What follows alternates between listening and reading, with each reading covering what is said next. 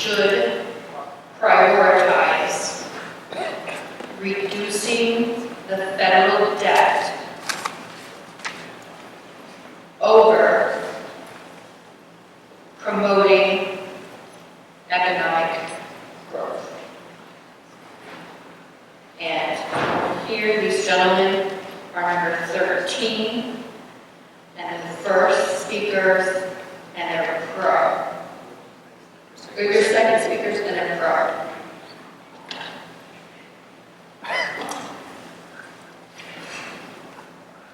And number 4, over here, are Ned. First speakers. Thank you very much.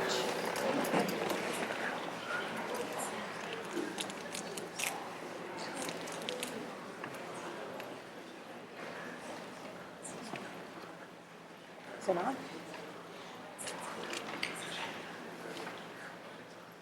There's a switch. Should I turn it on? Yeah.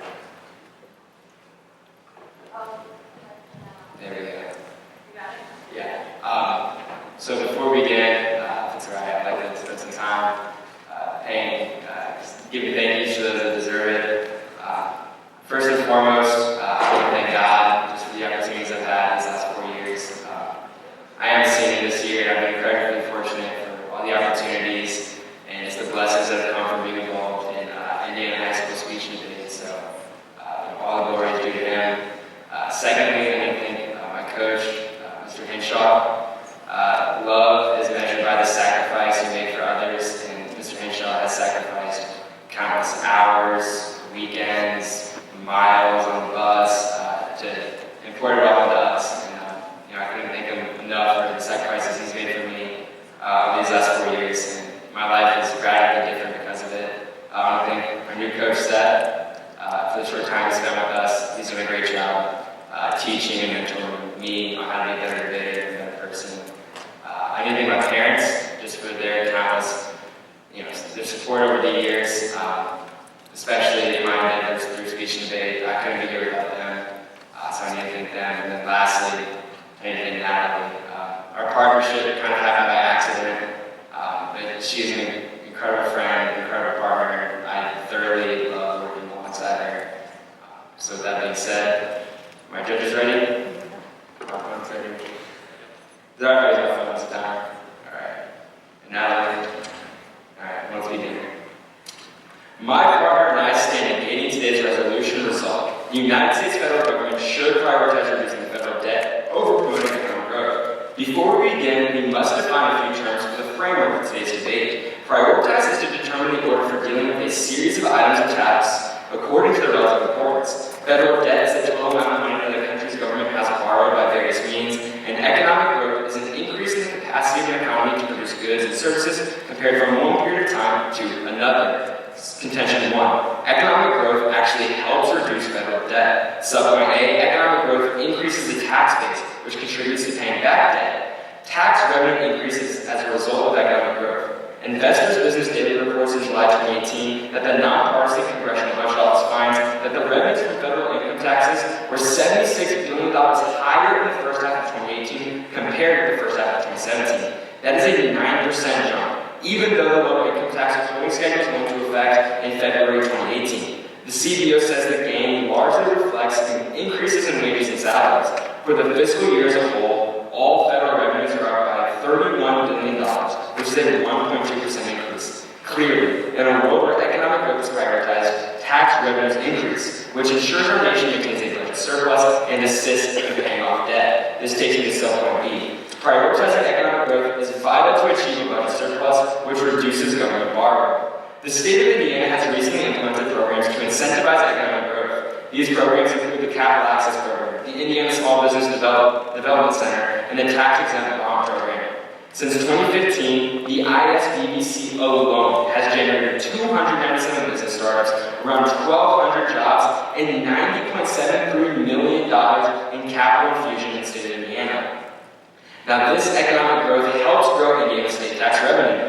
The Indiana Fiscal Policy Institute reports in April 2017 that the state will collect roughly $15.16 billion for the end of 2017, and it projects revenue of $15.58 16.18 in fiscal year 2019. Now that amounts to a 6% increase in revenue over the next 2 fiscal years. Because of this increase in revenue, the state has achieved a budget surplus. State auditor Tara Clutch reports Indiana spent $100.4 million less than it took in during the 2018 budget year, even after Governor Eric Holcomb funded $327.1 million in additional funds to the Department of Child Services. Hence, it is clear, when economic growth is prioritized, it increases tax revenues and helps achieve a budget surplus. When surplus is achieved, governments no longer have to borrow money, which reduces debt. Contention 2. Economic growth has additional benefits to Americans, which may be compromised if we prioritize or reduce the federal debt. Subpoint A. Economic growth increases social spending. Due to the increased revenue generated from economic growth, it allows policymakers more freedom to invest in social programs, which in turn benefits Americans. Attorney Matt Rubin reports in 2015 that certain social programs kept 25.7 million people out of poverty, bringing the actual poverty rate down from 22.9% to 14.8%. Transfer programs kept 15.5 million seniors out of poverty last year, cutting the elderly poverty rate from 43.7% to 10%, and benefits also kept 4.4 million non-elderly disabled people out of poverty, cutting their poverty rate from 49.9% to 30.7%. Subpoint B, an improved economy benefits working class Americans. Peter Ferrara with Forbes reports in 2012, sustained rapid economic growth is the ultimate solution to poverty. It was economic growth in the last century that reduced U.S. poverty from roughly 50% in the 1900s, 30% in 1950, to 12.1% in 1969. With sustained vigorous economic growth, 35 years from now, the lowest income Americans will live at least as well as the middle class today. Clearly, in order to address our national debt effectively and ensure well-being for Americans, we need these.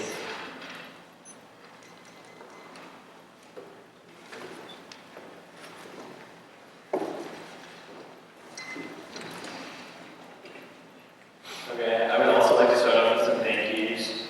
So I'd first like to thank my parents and my siblings, overall my family, for all that they pushed me towards. My parents told me to go try your hardest in anything you do. And my siblings had so much success that they showed me what success is really about. And I'd also like to thank Dad, the director of the tournament, for making it run so smoothly, and for just making sure that everyone's on task. And then most of all, I'd like to thank my coaches, specifically Mr. Balk in the past, who showed me the basics of debate, and Jessica now, who showed me how all these things have changed to PF, and I've been able to act in every world. I'd also like to thank all my competitors for trying to make a competitive debate tournament and really showing what debate is really about, a debating controlled environmental purpose.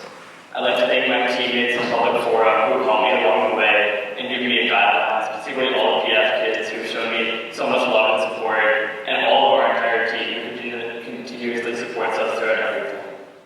And most of all, I'd like to thank my partner, Shreyas, because I just changed from LD to PF, and to be honest, I wouldn't know what I'm doing without him. He showed me everything I know to be about PF, and without him, I would not be where I am today. So I can't say enough. Thank you so much, Shreyas.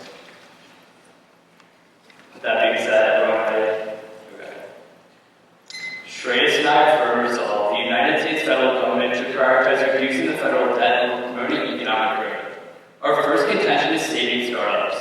On the day of the balance states earlier this year that the debt grows, investors that have bought government bonds are more concerned they won't be paid back. So the Federal Reserve is forced to raise interest rates to compensate.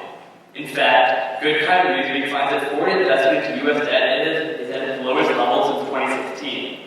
That's why the The Washington Post reports that interest rates are already extremely high and will continue to grow. New American startups are at an all-time low because of these rising interest rates.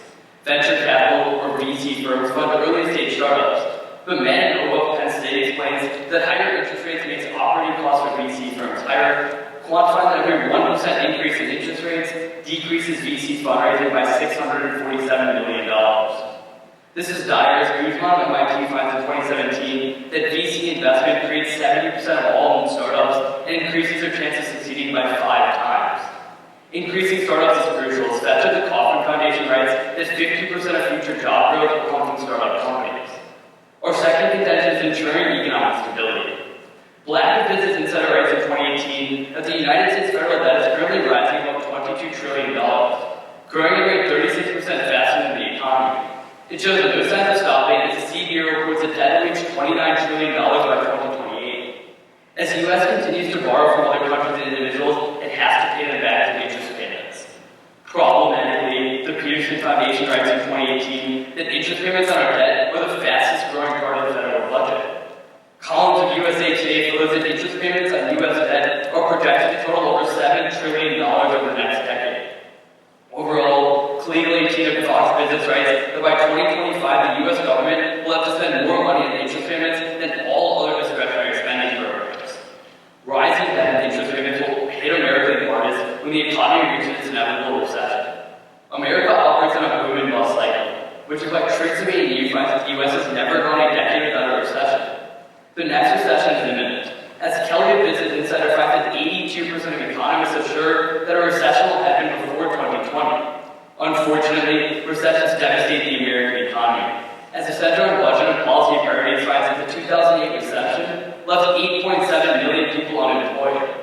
Luckily, the government was able to mitigate these impacts by utilizing fiscal stimulus policies. Because the debt was as low as 35% of GDP in 2008, Ducrot, the Federal Reserve, finds that Congress is able to pass expensive fiscal policies. Unfortunately, the 105% debt to GDP ratio of the status quo will jeopardize America's ability to respond to a recession. Harvard economist Kenneth Rogoff explains that countries with high debt don't respond aggressively to downturns because they can't lower taxes, increase spending, or reduce interest rates. Thus, when the economy takes a turn for the worse, the debt will instantly become an issue. Because during recessions, high mandatory spending on interest payments restricts fiscal flexibility. Consequently, the New York Post concludes that the next recession will be worse than the Great Depression. The impact is widespread poverty. Greenstein and the Center on Budget and Policy Priorities in 2015 quantifies that without a governmental response to the 2008 recession, the crisis would have lasted twice as long. GDP would have fallen an additional 10%, the deficit would have doubled, and 17 million more U.S. citizens would have been left unemployed. Friedman of the Huffington Post wrote in 2017 that this global economy has become excessively reliant on U.S. exports and investments. A recession in the U.S. would destabilize global markets, with the World Bank reporting that the 2008 recession left 76 million people outside the U.S. in extreme poverty. In conclusion, Boston of Stanford University finds in 2017 that if debt is not addressed, living standards for the next generation will decrease by 2/3. Thus, we are proud to affirm. Thank you.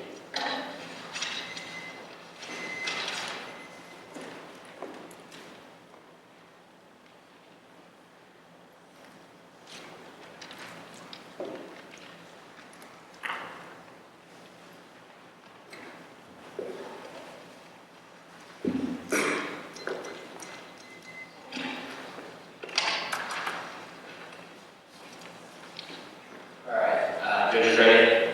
Our partners ready?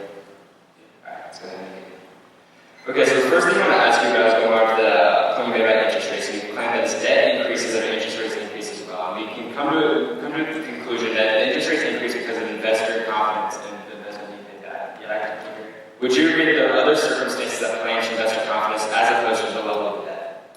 Can you clarify the question? Like, for example, if a country had a very booming economy, it might increase investor confidence because they have a better feeling that they would be able to pay off. We would say, yeah, of course. We would say a country that has a super high debt, has a super risky, because investors grow more concerned they will be able to pay back that debt. So as debt continues to rise, and even if the economy is booming, they don't know if they have the ability to actually respond because they don't know if they have response. And then that should result in increasing interest rates, correct? Yeah, that's what we're saying. Okay. Okay, can I have a question? Of course. So you talk about the EDF state government, but how can we talk about the state government, and how does that have any impact on the federal resolution? Yeah, of course. The reason we can talk about state government is because state governments are meant to act as laboratories for the federal government to test policies. And furthermore, with the state of Indiana, all we're trying to prove is that it is feasible for governments to institute economic growth policies and see increased revenue. The state of Indiana operates in the same legal system and legislative system as the United States federal government, similar industries in the same capitalist economic system. It's just proving it's feasible for governments to implement policies. That's a follow-up question. Of course. So, on a general level, the U.S. federal debt's $22 trillion.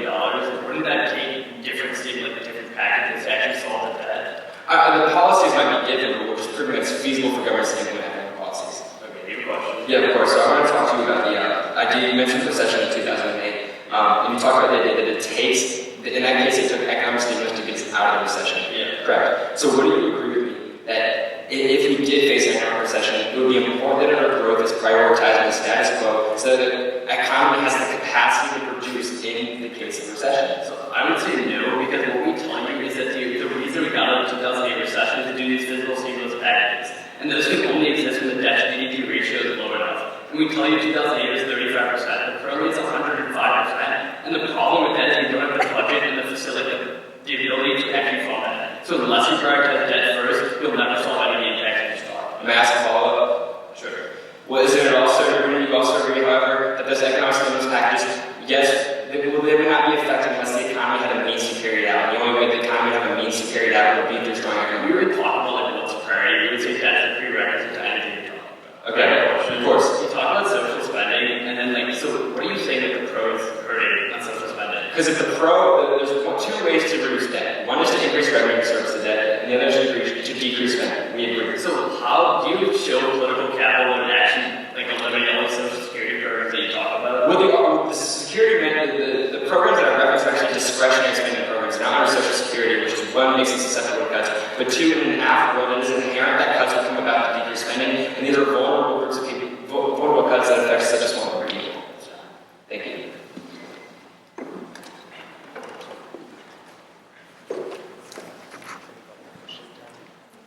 I'll be taking 25 seconds prep. All right.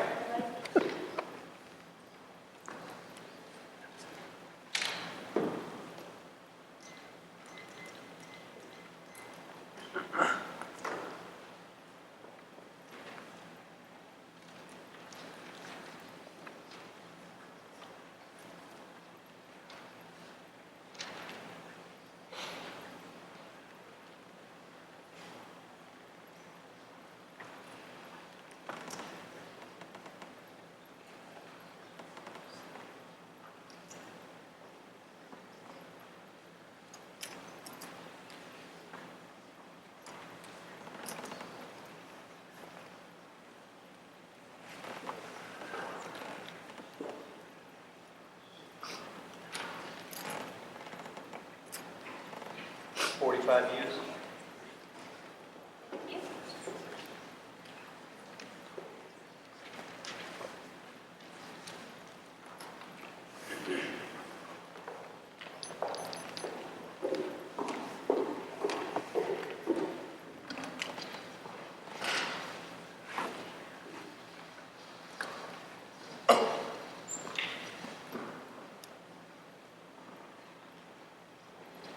Now, before I begin, this is my partner Steph before me, I would like to give a few brief thank yous if that's all right with everybody. So first of all, as my partner stated as well, I would like to thank God for this incredible opportunity, and just knowing that any glory that comes from this, or all of the achievements that I've been able to make this season have only been because of him and the blessings that he's put on my life. Secondly, I'd like to thank my coach, Mr. Henshaw, who taught me everything that I know, and who recruited me sophomore year at orientation. I thought, who is this weird guy, and what is speech and debate? But I'm so thankful that he did that, because speech and debate has changed my life for the better and has impacted every area of my life. Secondly, I would like to thank Seth, our new coach, who had just jumped right in and definitely adopted us as a team and, withheld nothing. And they both have sacrificed so much for me and my partner, and I'm thankful for them sharing their time and their talent with all of us. Thirdly, I would like to thank my mom and dad, because I obviously wouldn't be here without them. And I'm so thankful for their support and, buying speech clothes and driving me to school at crazy hours in the morning and picking me up at crazy hours in the night when week goes long. So I wouldn't be here without them as well. And lastly, I would like to thank my partner Sam, because he is the best partner that I could ask for. I know that as a partner, he will never judge me, and every word that comes out of his mouth is a word of encouragement. And I cannot, that is invaluable in a partner. And I'm so thankful for the opportunity to work with him as a partner and to be his friend at the same time. So, with all that said, I will now begin if everyone's ready. Sam? Great, I want to begin. So today I will be addressing the contentions given to you by my opponents. Now, the first contention was all about the saving of startups, right? And they first talked about how we lose investor confidence and that our interest rates are rising. However, this entire contention is contingent upon the fact that interest rates are rising within the status quo. However, this seems logical, but this is not the case in the status quo when we look at the data. In fact, real interest rates adjusted for inflation on Treasury bonds have been decreasing as our debt has risen. According to John Champion of Forbes in 2017, yields on Treasury bonds were at 10.8% in 1980 and have dropped to 2.27% in 2017. Furthermore, the U.S. Treasury reports that interest rates have dropped even in times of extreme debt growth. For example, the Great Recession. The highest rate in 2000 was 4.4%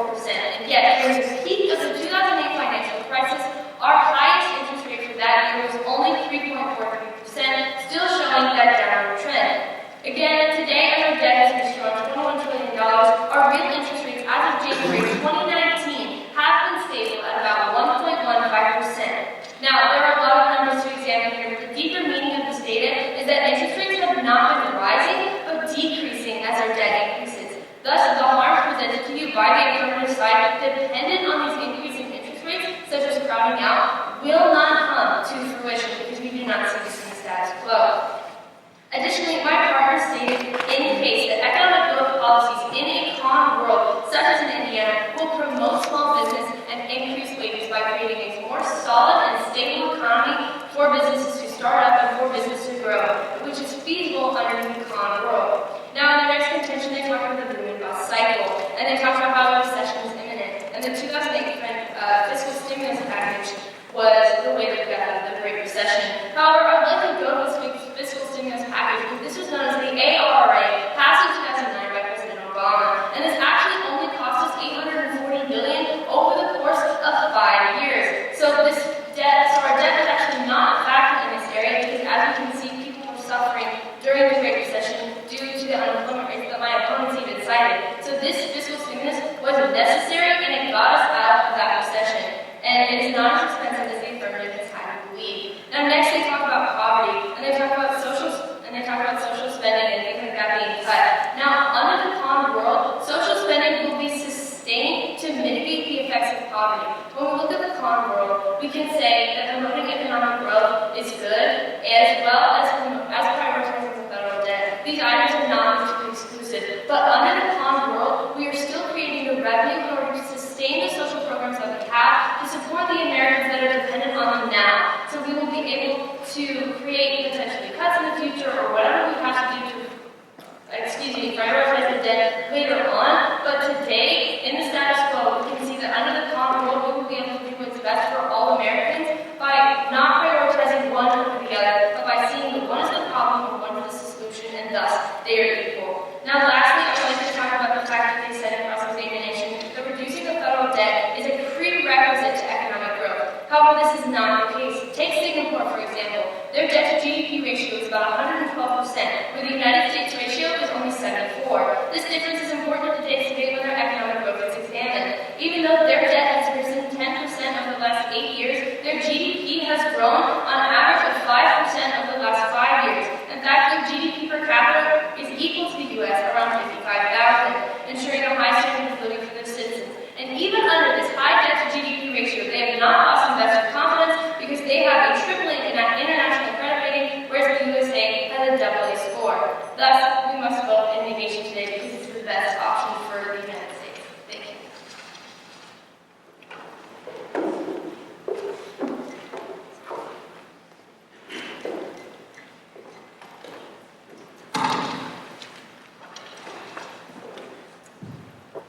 Alright, can everyone hear me? Alright, so yeah, I also want to follow the trend and extend a few thank yous before I give my speech. So, the first, I'd like to thank our host, the Southport High School, but also the IHSFA, the TAB staff, all the judges that worked this tournament, and most importantly, the competitors. Without you, this tournament wouldn't be what it is. I'd also like to thank my parents.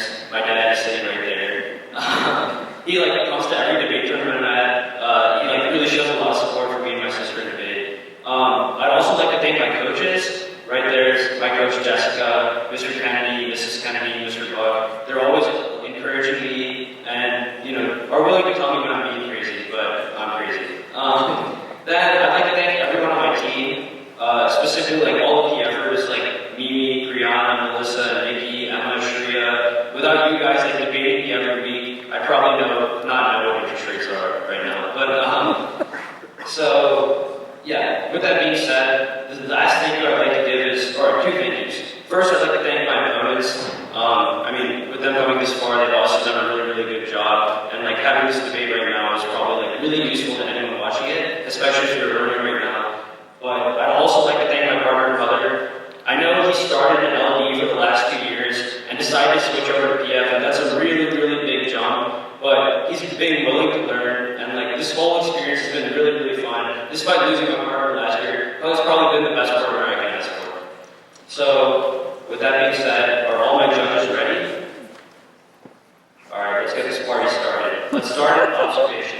Recognize that economic growth is extremely high right now, growing at around 4.3%. But Lockman of the IMF explains that if we promote economic growth and increase it any further, we will have an overheated economy. In fact, the CRS explains that an overheated economy has high unemployment low wages and inevitably leads into recession. We'd say economic growth is already really high right now. They need to prove to you why we need to increase it more and how it's not going to cause a recession. But then, let's jump into specifics of their case. Their first contention basically tells you economic growth reduces the debt. A couple of problems here. We're going to have three main responses. Judge, recognize that if this were true, debt would be growing at a rate slower than economic growth. But what Kathir tells you in case from Zero Hedge News just last month is currently debt is growing 36% faster than the economy. If their argument was true that economic growth reduces debt, this wouldn't be happening right now. But second, what Rogoff of Harvard University explains is that when countries try to do what my opponents say and grow themselves out of debt by increasing economic growth, what happens is they hit debt intolerance ceilings. What that means is the debt becomes all too high and economic growth is going too fast. Inevitably, what he explains is this results in increased interest rates. We tell you increased interest rates mean there's less federal funding, but I'll address that issue later. My third response is going to be economic growth alone is not enough. In a holistic analysis of 30 years of U.S. economic growth, Professor Rydell of Princeton finds in 2019 that if we want economic growth to solve the debt, it would need to be 3 times higher than what it is right now. But remember what I told you in the observation, that the economy is already growing really, really high, and if we push it anymore, we're going to see an overheated economy, and we're inevitably going to fall into a recession. Then, they give a couple examples about Indiana, and I'm definitely proud to be a Hoosier, but the problem is, they can't make these comparisons on a state level and a federal level. We tell you that the resolution is talking about the national government and what we're actually going to do from a federal standpoint, not what Indiana is going to do. But even if you buy their example, what the Kelley School of Business reports in 2018 is the main reason Indiana had such a great economic growth is they reduced their debt first and balanced their budget. This example literally shows you that reducing debt makes economic growth better. But then, on their second contention, they talk about additional programs. First, they talk about social spending. But recognize my opponents never proved to you that social cuts are likely. Kathir and I would argue with Democrats in the House and Republicans in the Senate, any such spending cuts would get vetoed or would not pass, or would get vetoed by Trump. But second, even if you buy that these spending cuts will happen, what the Peterson Foundation explains to us, if we reduce the debt right now, we only have to cut spending by 2%.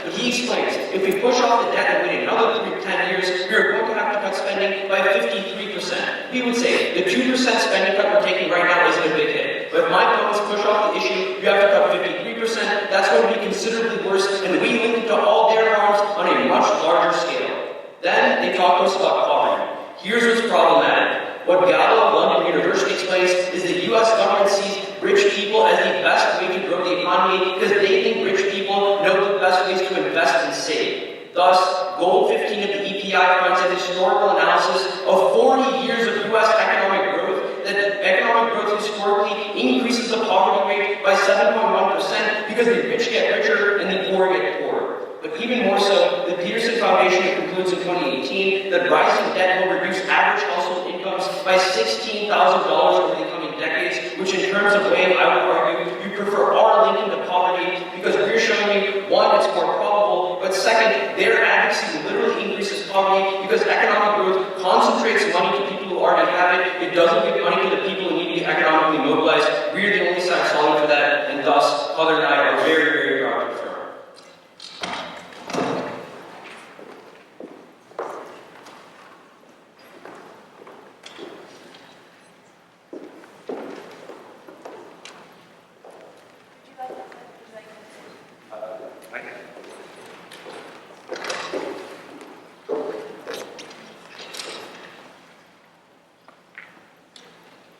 Is everybody ready? All right, you want the first question? Absolutely. So, first of all, I'd like to ask you this question. Is the debt serviceable without equity? No. Okay, Okay, sure. So on this response you give on my case, you tell me that in Singapore they have like a really high debt to GDP ratio, their economy is growing, right? Yes. So why does Singapore's economy equate the U.S.'s? Why is that comparison valid? Yeah, this comparison is valid because, first of all, they have a similar government structure to we do. They function on a parliamentary republic, and they function under capitalistic economic styles. And again, I'm not saying that we have a parliamentary republic, but I'm saying that is more comparable than many other examples that I can use. So I have the next question. So would you agree that a boost in economic growth would inherently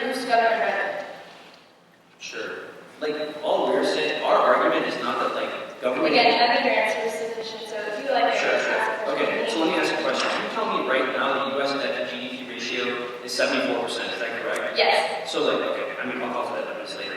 But Kathir and I are going to tell you it's 105%, right? You would read me a piece of evidence that What's your says... question here? No, I'm getting it. Okay, So sorry. you read me a piece of evidence that says that after we exceed 90% debt to GDP ratio, we're going to see a crisis, right? I'm sorry, rephrase that? So in your first contention, you read me a piece of evidence that says if our debt to GDP ratio exceeds 90%, then we're going to see like a crisis. I did not put that as evidence to you now. Okay, that's fine. Okay, so wouldn't you agree that economic growth would have more benefits than just reducing the debt if it were to? No. Kathir and I are going to argue that debt is a prerequisite to economic growth because a recession is inevitable. The only way you can pass fiscal stimulus policies is if we have enough fiscal flexibility where we're not paying a lot of money on interest payments. May I ask a follow-up question? Go ahead. So you again mentioned interest payments here in your recent response. So how does this factor in when I've shown you time and time again that interest rates are not increasing in the same Interest way? rates and interest payments are two different things. Even if I concede your argument that interest rates are decreasing, if 5% of 100 is $5, but 2% of $1,000 is $20, So we would say even if the rate is going down, if the debt is getting larger, the interest payments are getting considerably larger too. So that means there's less like revenue for the government to actually spend on services. You have the next question. Yeah. So how does economic growth reduce poverty? So what our argument there about economic growth is, in today's debate, we're arguing prioritizing the federal debt or not, basically, which is what the common was saying. So what we're saying with this piece of evidence about poverty, we're saying in a common world, we will be able to maintain the social spending that we currently have without cutting it, while creating more revenue in order to service our debt and to continue servicing those programs in the long term, thus reducing the effects of poverty.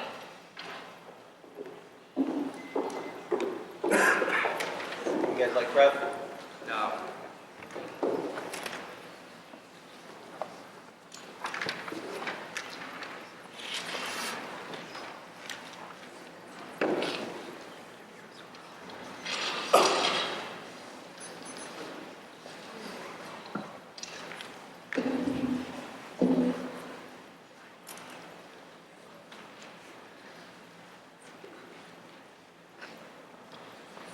My judge is ready. That's ready. Natalie. Alright, let's begin. The most important thing we have to consider in today's debate is these two concepts are not mutually exclusive. It would be nice if we could prioritize either reducing our federal debt or having economic growth. These two things cannot happen in separate roles. They occur together. These are not mutually exclusive ideas. So with this being said, it is important to take into consideration the arguments my partner and I have. We are under the idea that increasing economic growth increases revenue, which is a means to pay off our debt, because that is the vehicle to solve the problem. It is the solution to the issue. Now they try to attack it in Indiana evidence by stating that we cannot compare the micro and macro, but this is not the case. In the state of Indiana, we can see we have very similar government systems and economic systems, thus the directly apply. But even then, in case we mention the federal government, President Trump implemented tax increases in February 2018, and we saw the revenue increase as a result. So even at the macro level, this still works, but our presidents reviewed this.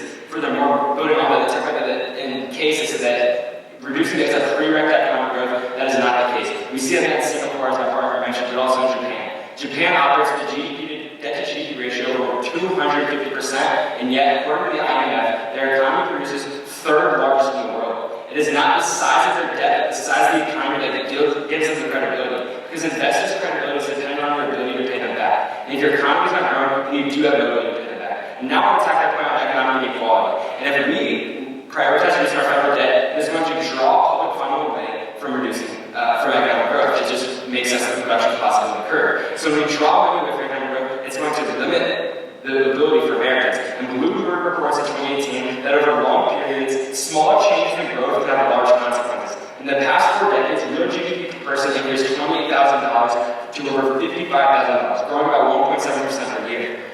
It said if growth had been 1% less from GDP per head, then if growth had been 1% less, then GDP per head would have decreased by 3/4. We cannot compromise growth for any change that's in the debt.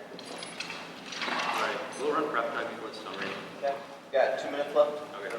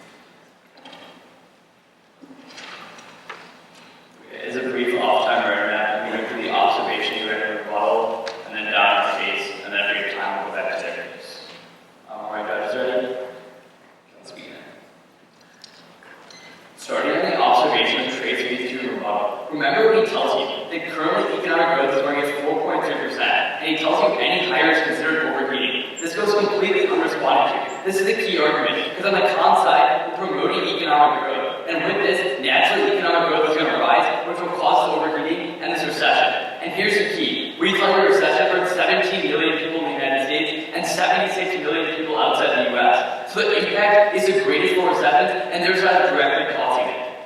Now, moving to the first contention on the pro side of savings startups. First, they tell you that interest rates are rising, and they talk to you about the treasury rate. Here's the problem. We're talking about the federal funds rate, not the treasury rate. So it's a non-responsive term. And then two, they continue to tell you that interest rates are declining. But remember, Shreyas tells you in cross-examination that even if interest rates are going down, the problem is as debt continues to rise, think about it, 5% of $100 or 2% of $1,000, you're still ending up paying more. And that's the problem.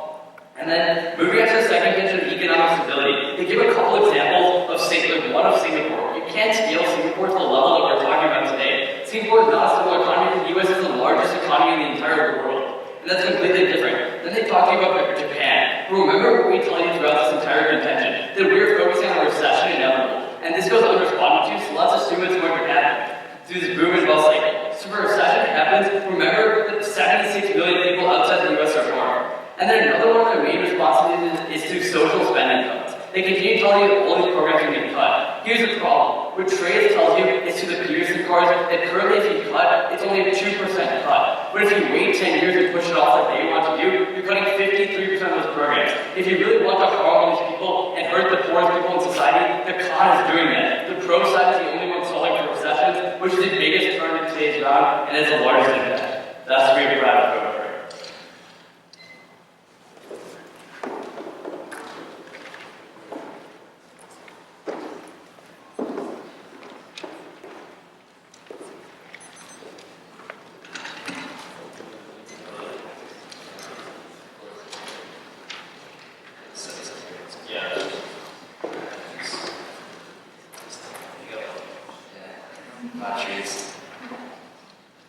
Judges ready? You guys ready? Yeah. Alright, let's make it start. Yeah, of course. Okay. So the first thing I want to ask you guys about, we run this contention about overheating the economy. How is overheating the economy possible in a system where the Federal Reserve exists to ensure that interest rates change, that economic overheating will not occur? So, we tell you a couple of things. One, you can reduce interest rates artificially if the debt is too high, which is why we tell you need to reduce debt. But two, in your world where you're promoting economic growth is already really high. So we say that, Yeah, well, not necessarily addressing my question. My question is, how would economic overheating occur if the Federal Reserve exists to ensure that it doesn't? Yeah, so the Federal Reserve does that through interest rates, and our argument is there's less flexibility with interest rates as the debt keeps rising. Okay, thank you. You got a question? Yeah. Okay, so let's talk about this idea of tax revenues. How much tax revenue did the U.S. make from President Trump's tax cut plan? In case I said President Trump's tax cut plan was $76 billion around the first half of 2018. Can I ask a follow-up question? Of course. How big is the federal debt? The federal debt is around $22 trillion. So $76 billion has that larger an impact on $22 trillion in debt? All we're saying is that we agree with the cross-examination. There's two ways we're going to service our debt. One is to increase revenue, and two is to decrease spending. And this is an example of economic growth increasing revenue, which is, we all agree is beneficial. We would So say again, that data was only for a quarter of 2018. Yeah, but we would say taxes on a smaller level only benefit $76 billion. In general, taxes are unpopular, right? So you can't really show that has a downward impact on the total debt. So just to respond to that, our argument is not to increase taxes, we're arguing to increase the tax base. So by growing the GDP, we are able to tax more money because there's more money there, not necessarily raising tax rates. Okay, that's fine. Do you guys have questions since we've been the last one? Yeah, of course. Something else I want to address in your guys' discussion. You brought up the idea that you tried to mention in your argument that reducing the federal debt is a prerequisite to economic growth. However, with all these the real world examples we've cited, how do you argue that hypothetical situations still stand? There's a lot we can say right now, but I'll just give you the brief points. So one, we tell you that the only reason we were able to grow the economy out of recession in 2008 is because our debt to GDP ratio was 35%. Now it's 105%. We say we need to decrease that, and when a recession hits, we can't prioritize economic growth against out of it. But you say prioritize what we should do first. We say do debt reduction now, do economic growth when the recession comes, and that's when we say the most money. Is it possible to service our debt without economic growth and increase in our? Yeah, cutting spending. Okay, you guys have a question? Yeah, sure. Okay, so let's talk about your case real quick. Yes. So you're talking about like this surplus, right? Correct. Can you give me any example of the federal government doing this? The federal government issued surplus in the 80s and 90s, ones under Reagan, ones under Okay. so, I mean, it's possible if that's what you're trying to prove. All right, that's what You guys have, I guess that's a three. yeah, which is all. All right.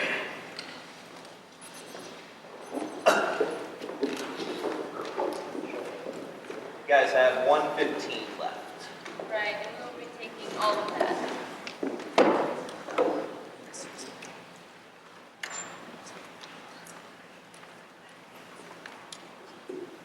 right, start your time.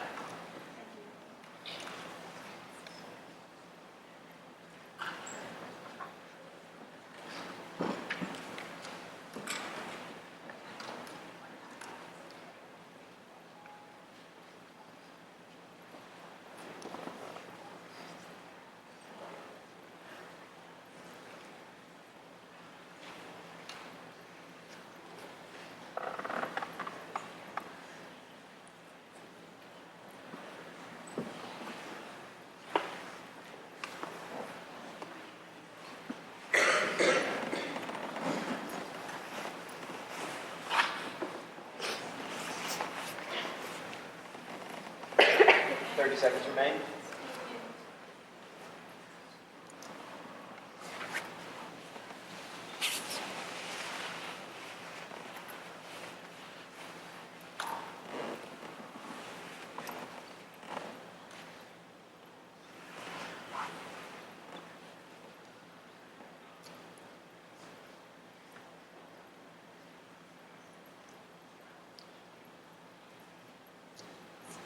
That's time.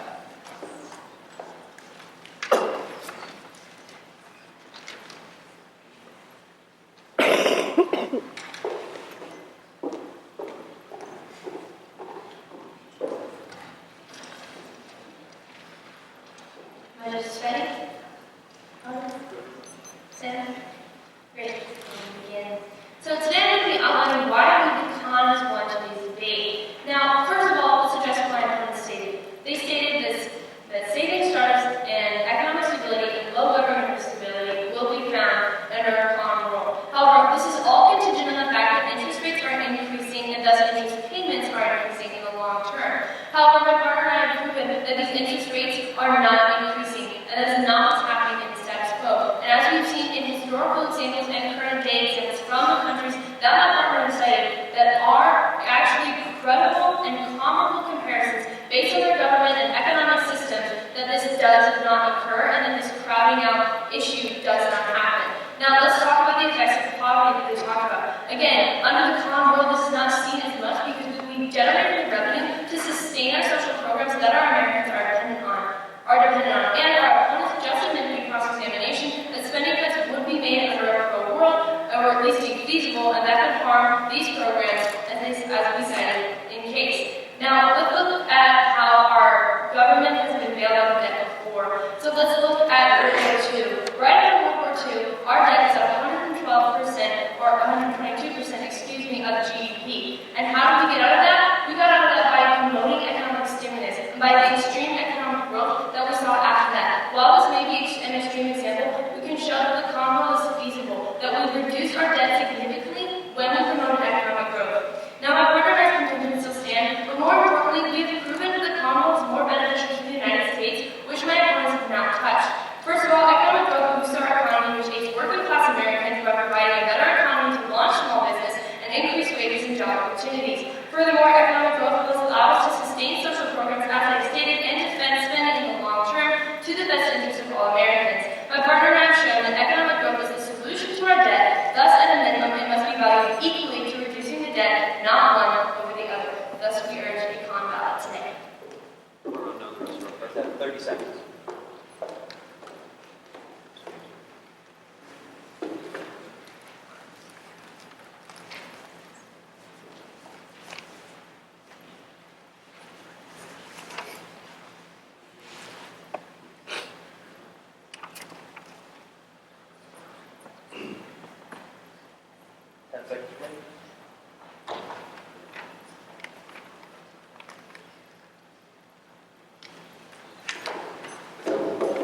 That is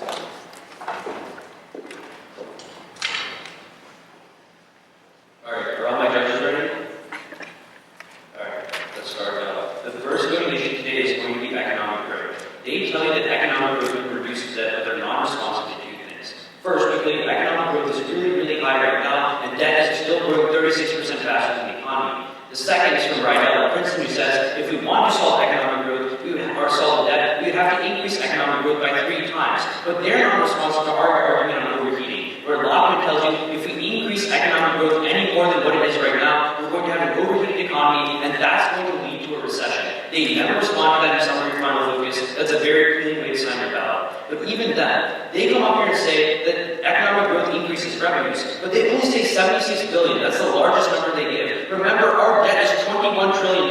They never show long-term solvency.